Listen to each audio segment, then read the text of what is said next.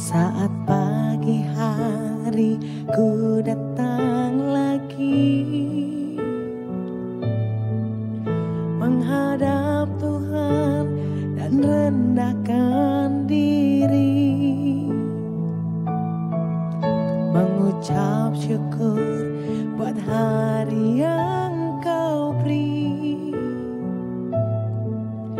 memuji Tuhan dengan segenap hati. Ku sembah Kau, Allah Maha Kudus. Ku tinggikan Allah Maha Tinggi.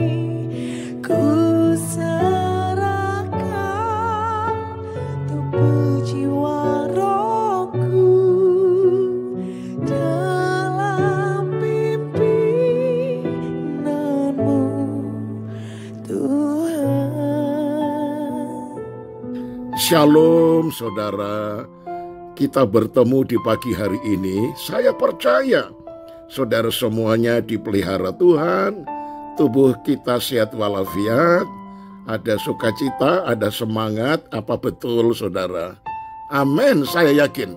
Itu sebabnya sebelum kita menerima renungan di pagi ini, mari kita satu di dalam doa. Ucapan syukur kami naikkan kepadamu ya Tuhan. Kalau pagi ini kami dalam keadaan sehat kembali, itu anugerah Tuhan yang begitu besar. Segala hormat, pujian, syukur hanya padamu. Kami abdikan sepanjang hari ini, hidup kami di dalam tangan-Mu. Itu sebabnya ya Tuhan, berfirmanlah kepada kami dan nasihatilah kami. Dalam nama Tuhan Yesus, haleluya. Amin. Tema renungan pagi ini yaitu jangan berpikiran negatif. Matius 9 ayat 4 berbunyi demikian. Mengapa kamu memikirkan hal-hal yang jahat di dalam hatimu? Nah saudara, semua orang pasti mengakui bahwa pikiran adalah medan peperangan yang sesungguhnya.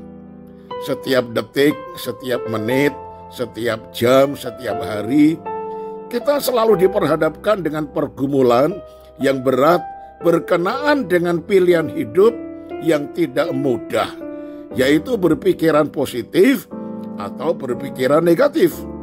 Nah, berdasarkan pengalaman hidup sehari-hari, orang lebih cenderung memikirkan hal-hal yang negatif daripada berpikiran positif.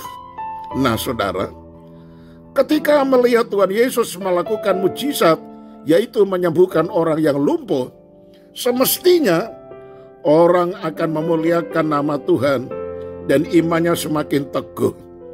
Tetapi para ahli Taurat justru langsung berpikiran negatif terhadap Tuhan Yesus. Mereka berkata, ia menghujat Allah. Nah, bacalah dalam ayat 3, saudara. Bukanlah kita juga seringkali berpikiran negatif terhadap Tuhan dan menuduhnya berlaku tidak adil dan jahat, yaitu ketika doa-doa kita belum beroleh jawaban, ketika penyakit kita belum juga disembuhkan, ketika masalah kita belum ada jalan keluarnya, padahal kita sudah berdoa. Dalam hubungan dengan sesama juga, kita pun mudah sekali berpikiran negatif dan selalu menaruh curiga terhadap orang lain.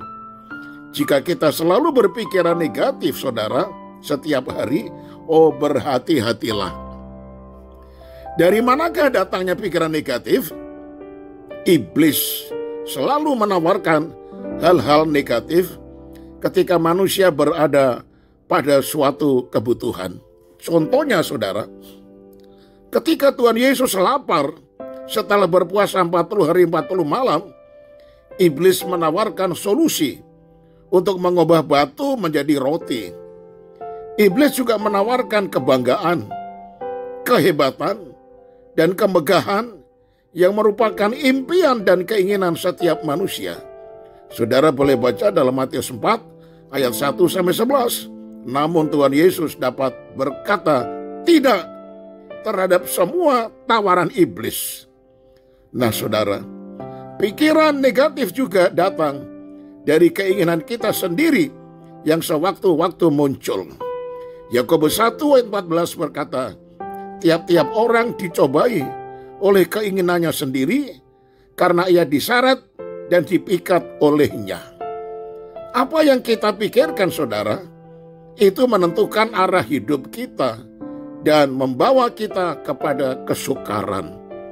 Karena itu Rasul Paulus menasihatkan, jadi akhirnya saudara-saudara, semua yang benar, semua yang mulia, semua yang adil, semua yang suci, semua yang manis, semua yang sedap didengar, semua yang disebut kebajikan dan patut dipuji, pikirkanlah semuanya itu. Filipi 4 ayat yang ke-8. Artinya saudara, kalau tidak seperti yang tertulis dalam ayat tadi, jangan pikirin.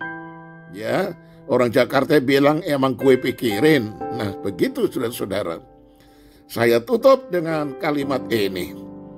Kita akan menang atas pikiran negatif jika kita memakai pedang roh, yaitu firman Tuhan, dan senantiasa hidup dalam persekutuan yang manis dengan Tuhan setiap hari. Amin. Mari kita satu di dalam doa.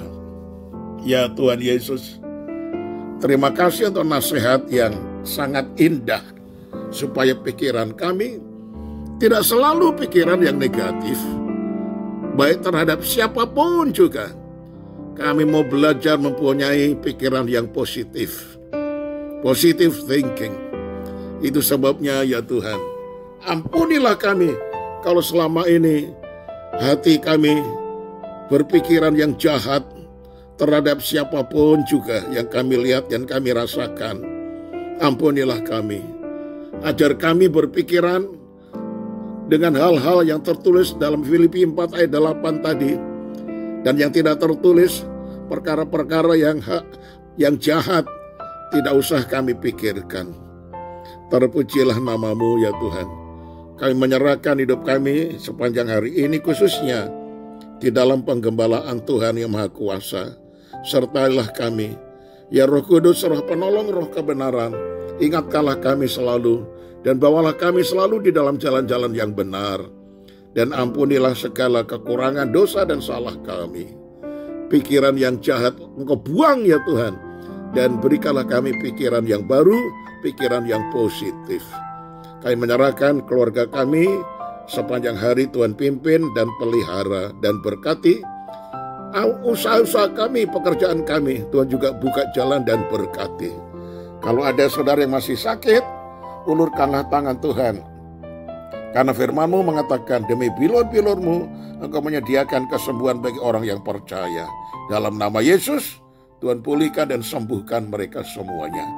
Inilah doa yang kami panjatkan dalam nama Tuhan kami Yesus Kristus, Tuhan dan Juru Selamat kami. Haleluya. Amin. Shalom saudaraku. Selamat pagi. Sampai berjumpa esok hari dan tetap semangat. Shalom.